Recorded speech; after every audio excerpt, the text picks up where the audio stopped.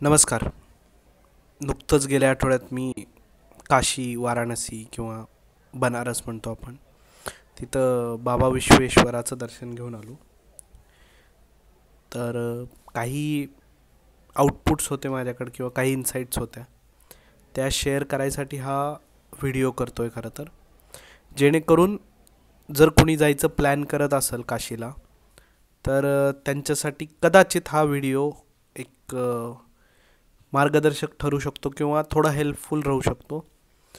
तर मी one by one सांगत जाईन गोष्टी, ज्या ज्या जशा जशा मला योग्य वाटतील सांगताना क्रमाने, त्या त्या क्रमाने मी सांगत जाईन. तर हा व्हिडिओ बेसिकली काशीमध्ये गेल्यावर काय करायचं किंवा कसं करायचं किंवा काशीमध्ये कुठं काय आहे, तर ह्या गोष्टीसाठी आहे. काशीमध्ये गेल्यावर सगळ्यात पहिली गोष्ट आहे ती गंगा स्नान, किंवा आपण त्याला म्हणतो की गंगेचं स्नान करणे. तर काशीमध्ये एकूण 86 घाट आहेत, म्हणजे 80 अधिक 86 असं 86 घाट आहेत. 80 घाट तर फेमस आहेच आहे, पण वेगवेगळ्या प्रकारचे दशावमेध घाट आहे किंवा दिग्विजय घाट आहे किंवा हरिश्चंद्र घाट आहे, भोसले घाट आहे, त्याच्यामध्ये त्याच्यामध्ये मनकर्णिका घाट आहे, त्याच्यामध्ये अनेक असे वेगळे वेगळे नाव असलेले घाट आहेत.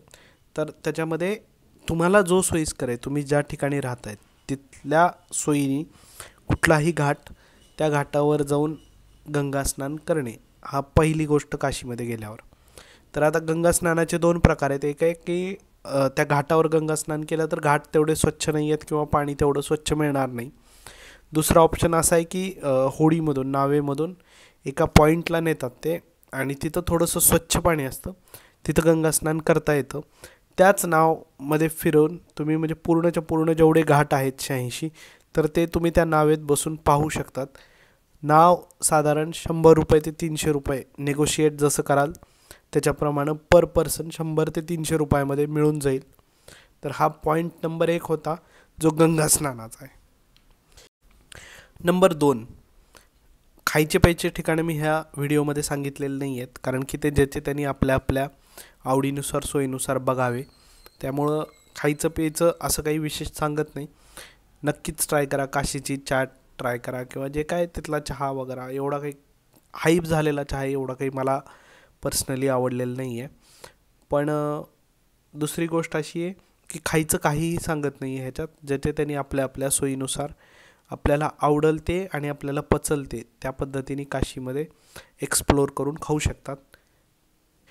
नंबर 3 जे आहे ती गोष्ट म्हणजे फर्स्ट थिंग कम्स फर्स्ट म्हणतात. जसं काशीमध्ये गेल्यावर विश्वनाथाच्या दर्शनाआधी किंवा विश्वेश्वराच्या दर्शनाआधी हे कालभैरवाचं दर्शन घेणं गरजेचं आहे. तर काशीमध्ये 8 भैरव आहेत टोटल, त्याच्यापैकी कालभैरव हा पहिला.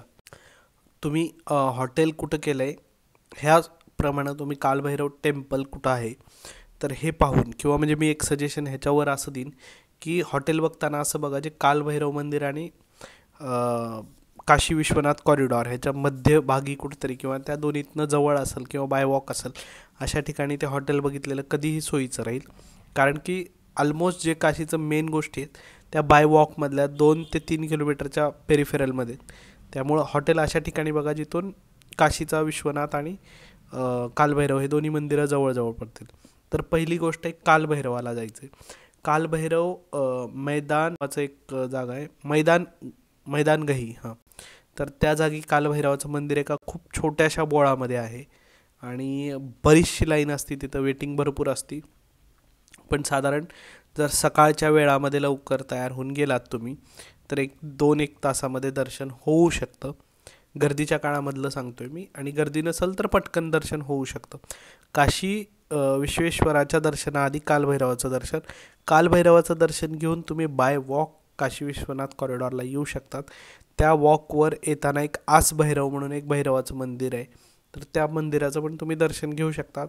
ऑन द वे आहे त्याच्यासमोरच एक गुरुद्वारा आहे, त्यामुळं गुरुद्वारा जर लक्षात ठेवला तर आसभैरवाचं छोटंसं मंदिर आहे, त्याचं पण दर्शन घेऊन तुम्ही काशी विश्वनाथ कॉरिडॉरमध्ये येऊ शकतात.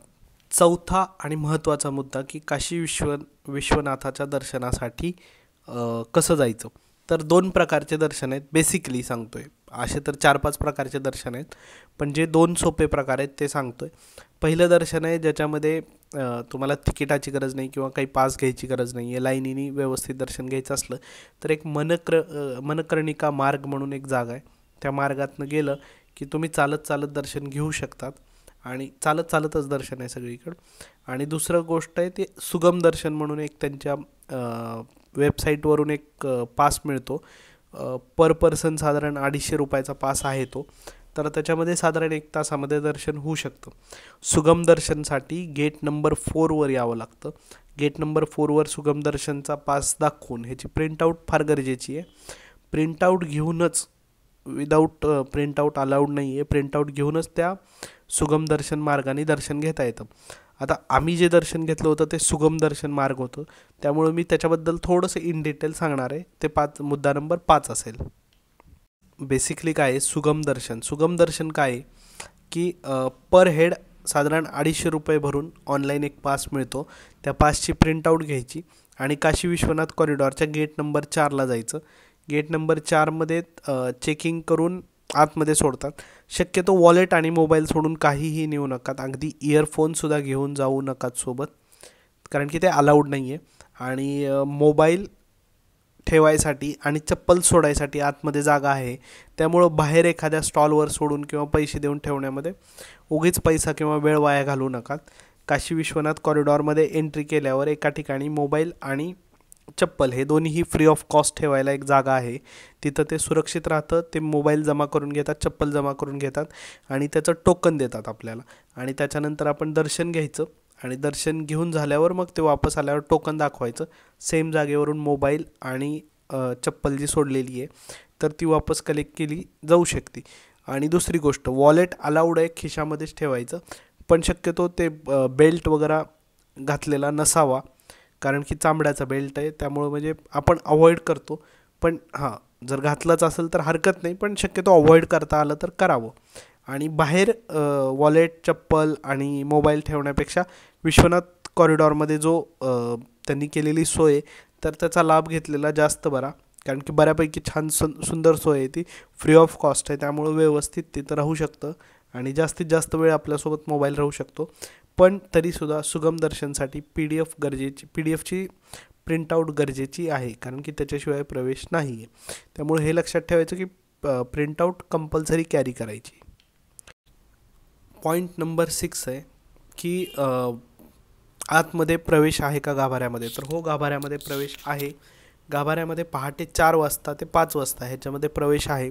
त्या प्रवेशासाठी प्री बुकिंग करावं लागतं. प्री बुकिंग त्यांच्या एका पोर्टलवरून केलं जातं आणि ते मोस्टली 2 महिन्यासाठी, म्हणजे ॲटलिस्ट पुढच्या 2 महिन्यासाठी ते फुल असतं. पण त्याचं असं आहे ना की पद्धत अशी आहे की जर तो पास काढलेला असेल तर पहाटे 3:30 वाजता त्या गेट नंबर 4लाच रिपोर्ट करायचं आहे. पहाटे 3:30ला गेट नंबर 4मधून प्रवेश आत देतात मंदिरामध्ये. मंदिरामध्ये प्रवेश चालू झाल्यावर साधारण 3:45च्या आसपास ते गाभाऱ्यामध्ये ग्रुप्समध्ये सोडायला चालू करतात. गाभाऱ्यामध्ये ग्रुप वाईज सोडलं की तुम्हाला तिथं गाभाऱ्यामध्ये गर्भगृहामध्ये दर्शन घेता येतं. स्पर्शदर्शन त्याच्यामध्ये नाही आहे, गाभाऱ्यातलं दर्शन आहे. स्पर्शदर्शन कदाचित परमिशन घेऊन आहे. आता त्याच्यासाठी तुम्हाला काशी विश्वनाथ कॉरिडॉर जी कमिटी आहे तर त्यांच्याशी बोलून चर्चा करून स्पर्शदर्शनासाठीची जी व्यवस्था आहे ती वेगळी व्यवस्था आहे, तर ती काही म्हणजे सर्वसामान्याला किंवा पटकन अवेलेबल नाही आहे. तर ही क्लिअर काशी विश्वनाथ कॉरिडॉरच्या गोष्टी आहेत. त्यामुळं सिक्युरिटी पर्पजमुळं तिथं एकतर ज्ञानव्यापी मशिदीचा तिथला मुद्दा खूप जास्त आहे, त्यामुळं मोबाईलमधून फोटो काढणं वगैरे अवॉइड करा. मी पण म्हणजे मी पण तिथं फार काही शूट घेऊ शकलो नाही. हां, काशी विश्वनाथ कॉरिडॉरची जी बाजू आहे, तुम्हाला जी गंगेच्या घाटाकडे घेऊन जाणारी बाजू आहे, तिथं तुम्हाला मोबाईल वगैरे अलाउड आहे, तुम्ही तिथं फोटोज वगैरे घेऊ शकतात. पण आपल्या फोटोमुळं दुसऱ्याला त्रास होईल अशा पद्धतीने कुठलीही गोष्ट न करता जे फोटो तुम्ही घेऊ शकतात तर ते घेऊ शकतात, हा मुद्दा आहे. आणि त्याच्यानंतर पुन्हा म्हणजे काशी विश्वनाथ कॉरिडॉर बघून झाल्यावर तिथं संध्याकाळी बरेचसे घाट आहेत. म्हणजे आता ऑलमोस्ट प्रत्येक घाटावर तिथल्या आरती चालू झालेली आहे, पण सर्वात सुंदर आरती जी आहे ती दशावमेध घाटावर आहे, अस्सी घाटावर आहे. अस्सी घाटावर सकाळी 6ला पण गंगा आरती असती, त्यामुळे ती संध्याकाळची आरती दशावमेध घाटावर बघण्यासारखी आहे. हरिहर घाट म्हणून आहे तिथे एक, तर त्याच्यावर एक सुंदर आरती असती. त्यामुळं बघायसारखी आरती ही संध्याकाळी असती. जर आरतीसाठी जागा पाहिजे असेल तर पटकन, म्हणजे पटकन म्हणण्यापेक्षा साधारण 5:30च्या आधी जर जाऊन बसलात तर चांगली जागा मिळते. आरती साधारण एक अर्धा तास चालती. आता आरती संमिश्र आहे माझं मत आरतीबद्दल, की म्हणजे ठीक आहे, म्हणजे आम्ही प्रयागराजची पण आरती बघितली, पण एवढं म्हणजे जेवढं आपण सोशल मीडियावर बघतो तेवढं काही तिथं म्हणजे आहे, नक्कीच आहे, अंगावर काटा येतो वगैरे ते सगळं आहे. पण ती तेवढी गर्दी वगैरे अतिशय त्या सोशल मीडियामुळे झालेली आहे. पण हरकत नाही, once in a lifetime experience करायला हरकत नाही ती गंगा आरती. गंगा आरती अजून एक प्रकारे बघता येते, की तुम्ही एखादी बोट ठरवून पलीकडनं म्हणजे गंगेतनं पण ती आरती बघू शकतात. माझ्या मते तो कदाचित तो जास्त बेटर एक्सपिरियन्स असू शकतो. आम्ही तो एक्सपिरियन्स घेऊ शकलो नाही आहेत, बट डेफिनेटली पुन्हा कधी जाईन तर मी आरती बघायसाठी खास बोटीतनंच जाईन, कारण की ते बघणं जास्त मला वाटतं की मजेदार असेल.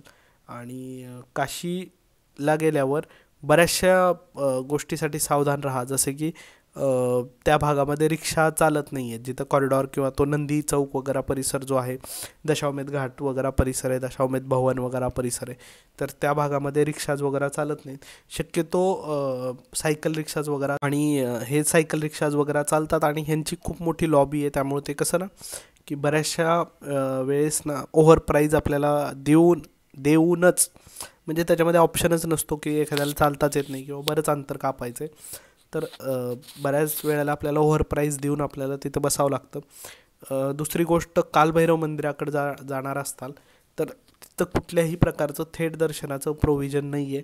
त्यामुळे तुम्हाला कुठलाही स्टॉलवाला जर म्हणला की आमची आतमध्ये सेटिंग आहे किंवा आम्हाला एवढे पैसे द्या, आम्ही तुम्हाला थेट सोडतो, किंवा आमचं 100-200 रुपयाचं सामान घ्या, आम्ही तुम्हाला थेट सोडतो, रांगेला लावायला लावतो, थेट करतो, असं कुठंही काशीमध्ये नाही आहे. कुठल्याही भैरव मंदिराच्या बाहेर असं काहीही नाही आहे. त्यामुळे ही गोष्ट सावधान राहावा, की उगीच आपलं कुणाला तरी देऊन एखादा पैसा आपला वाया घालवण्यात अर्थ नाही आहे. नक्कीच जे काय रांगेतनं दर्शन होईल त्याच्यासाठी वेळ लागू शकतो, तर तो लागू द्या, पण व्यवस्थित दर्शन होईल हे मात्र नक्की आहे. दुसरी गोष्ट, काशीला सर्वात जास्त गर्दी असते शनिवार, रविवार आणि सोमवार हे 3 दिवस. त्यामुळं जर तुमचा प्लॅन करत असाल तर ट्राय करा की शनिवार, रविवार आणि सोमवार हे 3 दिवस सोडून जर तुम्हाला जाता आलं तर खूप छान होईल. ॲक्च्युली आम्ही गेलो होतो ती कालभैरव जयंती होती आणि शनिवारचा दिवस होता, त्यामुळं काळभैरव मंदिराच्या बाहेरच जवळपास जी रांग होती ती नाही म्हटलं तरी 1-1.5 किलोमीटर लांब रांग होती. त्यामुळं दर्शनाला पण जवळपास 4 ते 5 तासाचा वेळ लागत होता. कदाचित कालभैरव जयंती नसती तर हे दर्शन कदाचित 1-1.5 तासामध्ये झालं असतं. पण एनिवेज ते जी काय गोष्ट असते तशी, आम्ही आज भैरवाचं पण दर्शन घेतलं. सांगायचं कारण असंच आहे की काशी एकमात्र जागा अशी आहे जिथं अष्टभैरव आहेत. त्यामुळं मी ट्राय करीन की 8ही भैरवाचं नाव लवकरात लवकर, नाव आणि लोकेशन अपडेट करून एखादा व्लॉगमध्ये सांगेन किंवा एखाद्या कॅप्शनमध्ये पोस्ट करीन. आणि मी काशी एकदा जाऊन बघण्यासारखं नाही आहे, ते बार बार जाऊन बघावं लागणार आहे. त्यामुळं कदाचित मी आत्ता तर जाऊन आलो एकदा, पण भविष्यात पण जाईन आणि त्यावेळेस मे बी जास्त माझ्याकडे एक्सपिरियन्स आहे सध्याचा, तर तो एक्सपिरियन्स युटिलाइज करून काशी एक्सप्लोअर करीन अनादर वेमध्ये.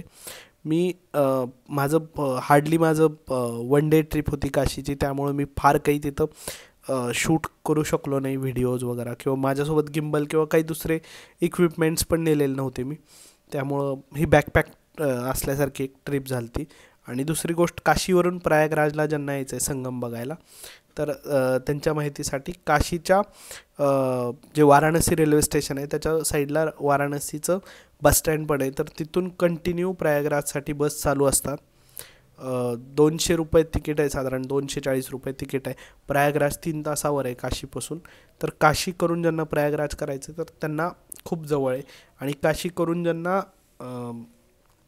अयोध्येला जायचं असेल तर त्यांनी शक्यतो ट्रेनचाच मार्ग निवडा, कारण की UP गव्हर्नमेंटच्या बस ह्या काही म्हणजे फार अपग्रेडेड नाही आहेत किंवा फार म्हणजे अशा मॉडरेटेड पण नाही आहेत की त्या व्यवस्थित तुम्हाला वेळेत, किंवा फारच कंजेस्टेड टाईप बस आहेत त्या. त्यामुळं हे 2-3 माझे इन्साईट्स आहेत. काशीला जर कोणाला प्लॅन करायचा असेल तर त्यांच्यासाठी काशीमध्ये जाण्याआधी गेस्ट हाऊस बुक करणं किंवा म्हणजे हॉटेल गेस्ट हाऊस जे काय असेल तर ते बुक करणं खूप मला वाटतं की सोयीस्कर राहील. कारण की हुडकून शोधून फार महाग मिळेल. आणि ज्यांना गंगा स्नान होणार नाही जाऊन थंडीचे काळात म्हणजे असेल तर त्यांनी चक्क गंगेची एक बाटली भरून घेऊन या आणि हॉटेलवर जरी आंघोळ केली तरी it is equivalent to Ganga स्नान असंच मानावं लागेल. तर हा होता माझा काशीचा एक्सपिरियन्स शेअर केला मी. मे बी काही गोष्टी माझ्याकडनं सुटल्या असतील पण लवकरच म्हणजे जर विश्वेश्वराची इच्छा असेल तर तो वापस बोलवून घेईल आणि पूर्ण म्हणजे कदाचित पूर्ण गोष्ट मी व्हिडिओग्राफी करू शकेन त्या गोष्टीची आणि ब्लॉगच्या माध्यमातून मांडू शकेन. बाकी ह्या गोष्टी आहेत ज्यांना माझ्या मते बऱ्याच लोकांच्या माहितीसाठी ही गोष्ट खूप महत्त्वाची असेल. आणि अजून एक लास्टला जाता जाता सांगतो की ज्यांना काशीमध्ये गेल्यावर काय काय करावं लागेल किंवा म्हणजे कसे पासबुक करायचे ह्याच्या लिंक्स पाहिजे असतील तर त्यांनी कमेंटमध्ये मला लिंक मागा. मी पर्सनली त्यांना पूर्ण लिंक्स वगैरे प्रोव्हाइड करतो आणि जेणेकरून त्यांच्या सोयीसाठी असेल. कारण की डायरेक्ट टाकणं हे ऑथराईज नाही आहे. त्यामुळं ज्यांना पाहिजे त्यांना मी पर्सनली पाठवू शकेन त्या लिंक्स. बाकी हर हर महादेव.